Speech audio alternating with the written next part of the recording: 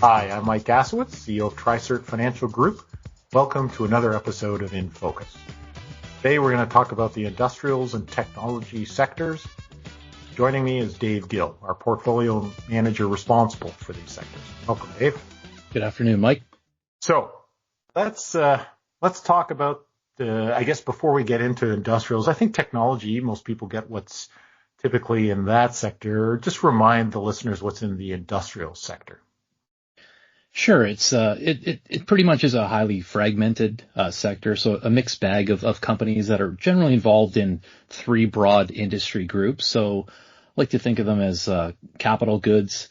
So those are companies that are primarily engaged in, producing capital goods. So let's call it manufacturers of aerospace and defense products, building products, electrical equipment, and machinery, as well as diversified industrial conglomerates. And then there are companies that are involved more on the services side, so commercial and professional services.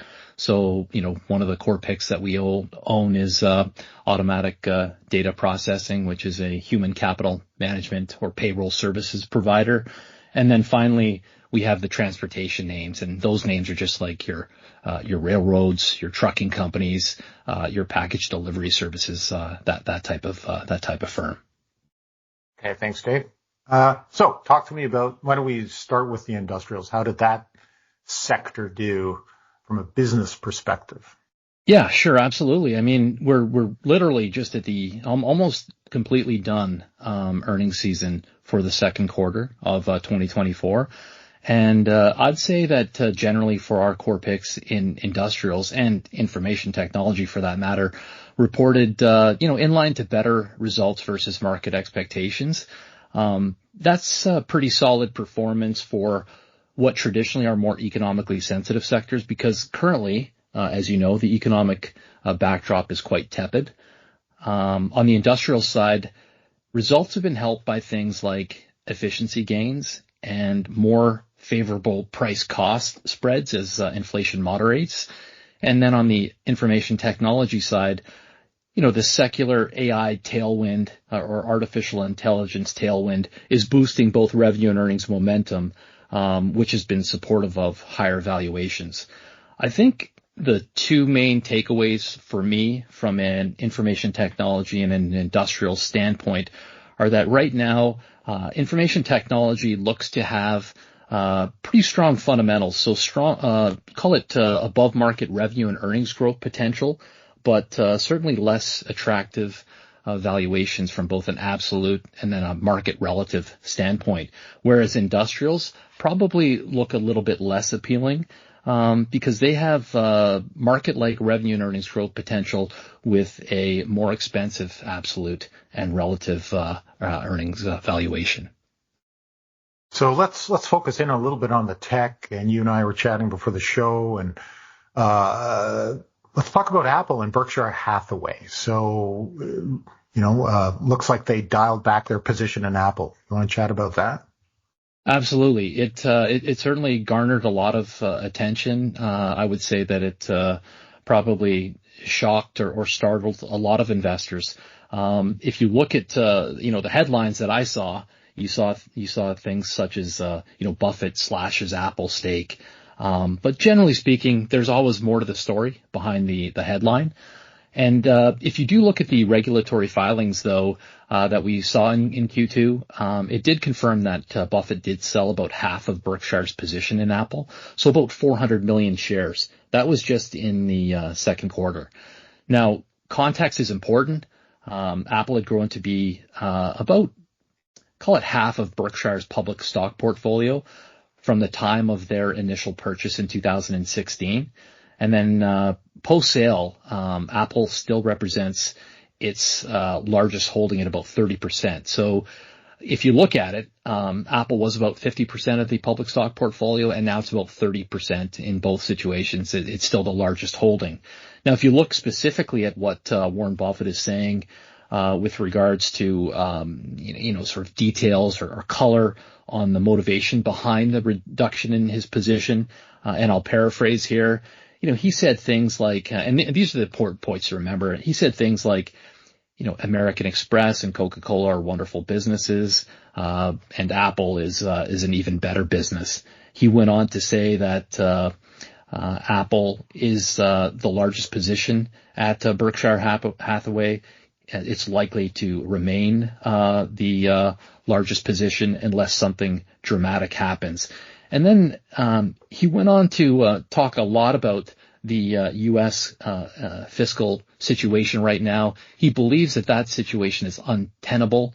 He thinks that there is a potential for the government to increase taxes on capital gains from what Berkshire Hathaway pays currently. I think the level is around 21%.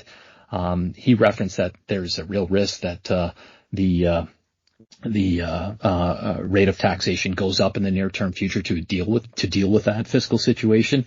So he went on to say basically that he thinks that shareholders shouldn't be so worried that we sold Apple or that he sold Apple at a 21% capital gains tax rate versus what could be a much higher capital gains tax rate in the future. If you look at the actual fundamentals of the Apple story, they just reported their third quarter of fiscal year 2024, and total revenue was actually up 5% year over year. That beat analysts' expectations. Total earnings were up 11% year over year. That was ahead. In my mind, this was one of the best quarters that Apple reported, call it in the last year and a half.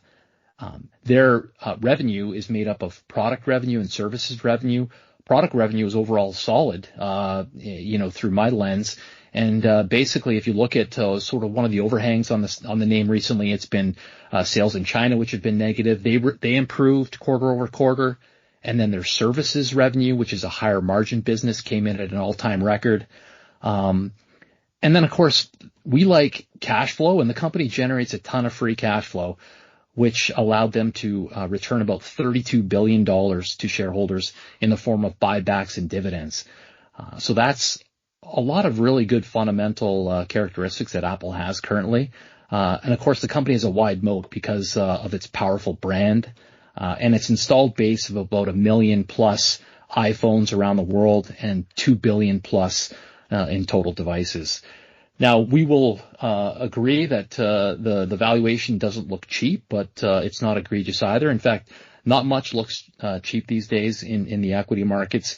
But for Apple specifically, there's lots of optimism surrounding what could be a better than expected upgrade cycle, as the company announced at their recent Worldwide Developers Conference in June that they are going to be releasing Apple Intelligence. So that's their AI platform, which is going to be integrated into the iPhone and other products starting this fall. So that's raised a lot of sort of optimism with regards to the potential for stronger revenue in the near term. So overall, we still like the Apple story, but that's a little bit of color and context behind the reduction in the position at Berkshire Hathaway. Excellent. Yeah, good to cover that off. And you talked a little bit about, call it some of the tepid economic indicators and what that might do or what impact that may have on this sector. Do you want to chat a little bit more about that and maybe some holdings we have to kind of be in a position if that were to follow suit? Sure. And I guess maybe the first thing I would say is to your point, August is when we saw some economic indicators come out that directly affect spaces like the industrials name. Certainly in technology, we have this secular driver, which is allowing tech stocks to sort of ignore the economic backdrop, if you will.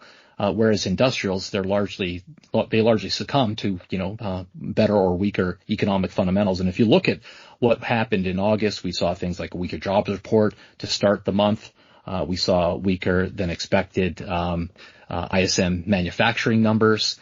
We also saw weaker than expected industrial production. So the overall manufacturing environment, which is a key driver, a macro driver for industrials, would be best be described as subdued. Now, in light of that type of economic backdrop, I would say that there's always opportunities in the market. And here at TriCert, we use our QSEC approach to identify candidates that work in all sort of economic regimes. And one of the names that I would highlight as a name that probably works in this type of environment is Republic Services Incorporated. Now, that company is the second largest integrated provider of traditional solid waste services in the U.S. It operates about 200 active landfills and about 250 transfer stations.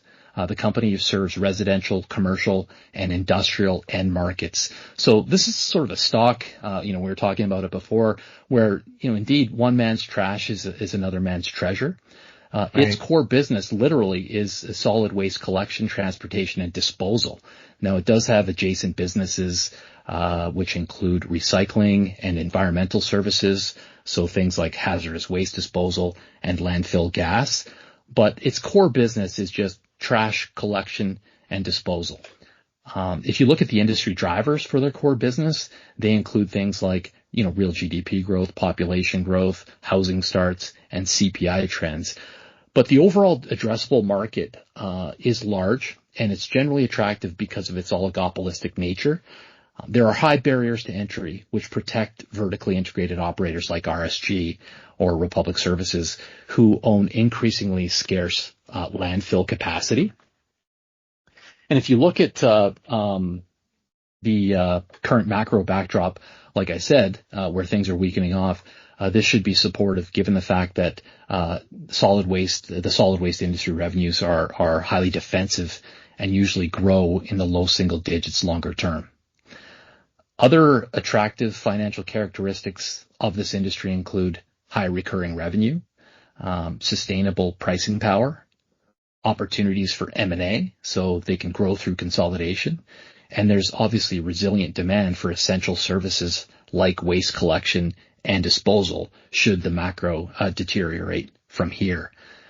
And then, almost more importantly, if you look at their recent financial results, and we pay a lot of attention to company fundamentals, of course. The company just reported its second quarter, and both the top line and the bottom line were better than expected, as the company used stronger pricing to offset lower volumes.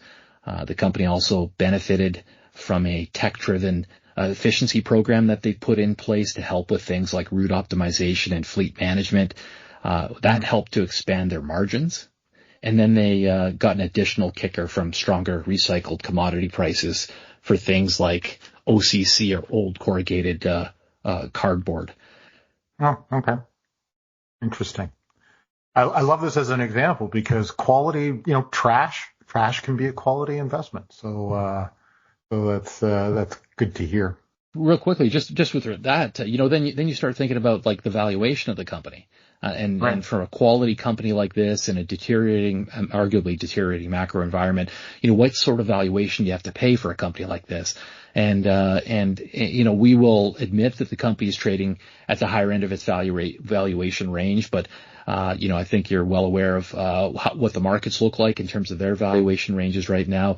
And we think for this specific idea that it's warranted due to its high quality fundamentals. I think, you've done a good job of talking about the TriCert investment approach. And we look for quality companies to hold over the long term. And those quality companies have the hallmarks of, being a dominant industry player, high barriers to entry, robust business models, solid balance sheets, the potential to raise dividends, and then companies that trade at reasonable valuations. And we think that this is a name that checks all of those boxes.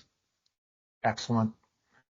So looking forward then, any, for the sector, industrials and or tech, any headwinds or tailwinds that you're looking at that, or any other, areas you're watching that will help guide you?